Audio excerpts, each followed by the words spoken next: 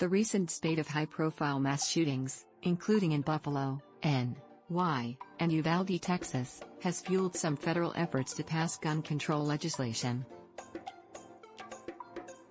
This week, the House passed a bill that would raise the age limit for purchasing a semi-automatic rifle and prohibit the sale of ammunition magazines with a capacity of more than 15 rounds.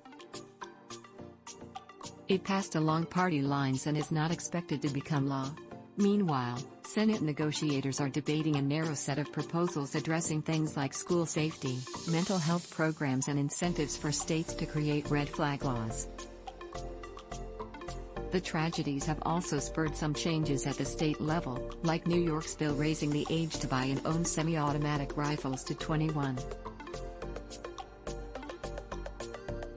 New York has some of the toughest gun laws in the country, though an impending ruling from the Supreme Court could soon overturn its concealed carry restrictions. Testifying before the House Committee on Oversight and Reform on Wednesday, New York Mayor Eric Adams, a former law enforcement officer, said it is high noon in America and called on Congress to enact what he described as common-sense gun reform. Those measures include regulating or banning assault weapons, enhancing background checks, and directing more funding to states and localities for healthcare, childcare, education, and housing. "We are facing a crisis that is killing more Americans than war," he said. "A crisis that is now the #1 cause of death for our young people.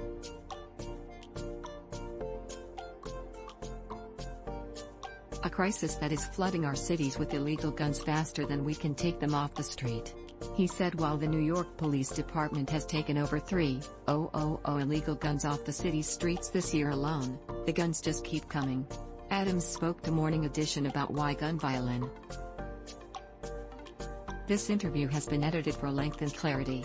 New York City's gun violence problem isn't unique or isolated. Well, I think that the question is not only New York City, but across the entire country.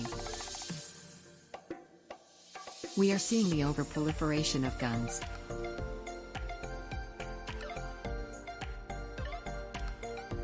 We're seeing a system that is currently feeding young people to this type of violence because of the accessibility to guns, lack of supportive services, and really not a dual approach of what I call intervention and prevention.